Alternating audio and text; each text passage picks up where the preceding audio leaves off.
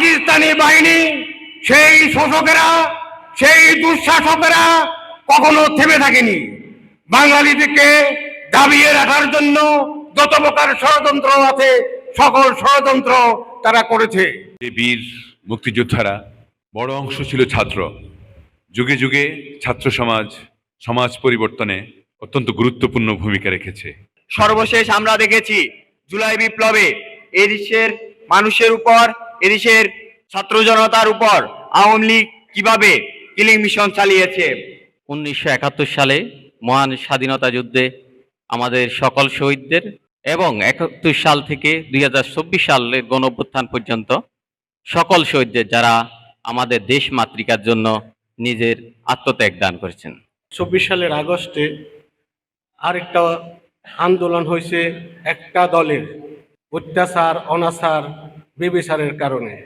সংগ্রামে অংশগ্রহণ করেছে, কিন্তু শেখ মুজিব নিহত হওয়ার পরে জিয়াউর রহমান যখন ক্ষমতাতে আসলেন, তিনি শাসন করলেন, দল গঠন করলেন, সব মানুষ আওয়ামী লীগের বিরুদ্ধে চলে গেল।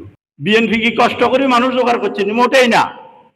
যারা আওয়ামী লীগের উপর অতিষ্ঠ হয়ে গেছিল, বিরক্ত হয়ে গেছিল, তারা অটোমেটিক্যালি বিএনপি হয়ে গেছে। তখন বিএনপি ছাড়া কি অন্য দল আসেনি? বিএনপিও নাই, আওয়ামী বিরোধী হয়ে গেছে। জিয়াউর রহমান সাহেব দল গঠনা করলেন, সব মানুষ বিএনপিতে যোগ দিয়ে গেলেন।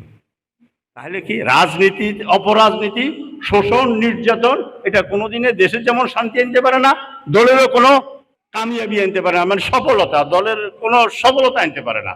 বিএনপি একটা রাজনৈতিক দল, বিএনপি কষ্ট করে নাই।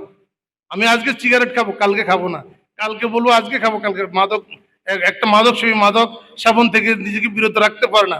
শহীদ রাষ্ট্রপতি জিয়াউর রহমান শাসক হয়ে দেশের শাসন ক্ষমতা নিয়ে যে নীতি, নৈতিকতা, স্বচ্ছতা, দেশপ্রেমের নজির উপস্থাপন করেছেন, এটা কি তার ত্যাগ না? এটা কষ্ট না? আমার সেনাপতি, আমার দলের কান্ডারি যখন একটা দৃষ্টান্ত উপস্থাপন করেছেন, আমরা বলবেন বিএনপি কষ্ট করবে? কি কষ্ট করতো? বিএনপির দেশনেত্রী খালেদা জিয়ার নেতৃত্বে 90 স্বৈরাচার বিরোধী আন্দোলন হয়েছে, বাংলাদেশের সকল দল তো এর সাথে দালালি করেছেন। কি বিএনপি সেটা কষ্ট করে নাই? 24-এর আন্দোলনের মাস্টার মাইন্ড তারেক রহমান, সেটা কি কষ্ট করে নাই? বিএনপি কত লোক শহীদ হয়েছে। মাইক ফেলে শুধু কথা বলে যাবেন, এই চিন্তা না করে বাস্তবতার মুখোমুখি হন। 26শে মার্চ কিন্তু একটা তারিখ হিসেবে আমরা সীমাবদ্ধ নয়, সেটা কিন্তু আমাদের একটা জাতি হিসেবে আমাদের যে একটা অস্তিত্ব, সেটারই কিন্তু একটা ভিত্তি। সম্বর্ধনা অনুষ্ঠানে আয়োজন করা হয়, এইরূপ অনুষ্ঠানে ওদের আত্মার মাগফিরাতের জন্য ব্যবস্থা করা, অর্থাৎ দুয়ার ব্যবস্থা করা হয়। বাঙালিরা অত্যন্ত সংগ্রামী চেতনার, সংগ্রামী চিন্তা ভাবনার, সেই লক্ষ্যে বাঙালিরা এই শোষণ বঞ্চনাকে তোয়াক্কা না করে সংগ্রাম মুখর হয়ে ওঠে। ধীরে ধীরে তারা এই 52 পথ ধরে 62 ছাত্র আন্দোলন, 69-এর গণ অভ্যুত্থান, 71-এর এই মহান মুক্তিযুদ্ধের মধ্য দিয়ে পাকিস্তানি শাসক গোষ্ঠীকে দাঁত ভাঙ্গা জবাব দেয়। আজকে আমাদের জন্য অত্যন্ত গৌরবের, এই জন্য আমাদের সামনে আমাদের বীর মুক্তিযোদ্ধারা বসে আছেন, যারা সে সময় সেই ক্রান্তি লগ্নে বুক পেতে দাঁড়িয়েছেন পাকিস্তানি সশস্ত্র হানাদার বাহিনীর সামনে। একজন মুক্তিযোদ্ধা অনুরোধ জানিয়েছিলেন যে যারা যে সকল মুক্তিযোদ্ধারা শহীদ হন তাদের জন্য যেন আমরা দোয়া মাহফিলের আয়োজন করি।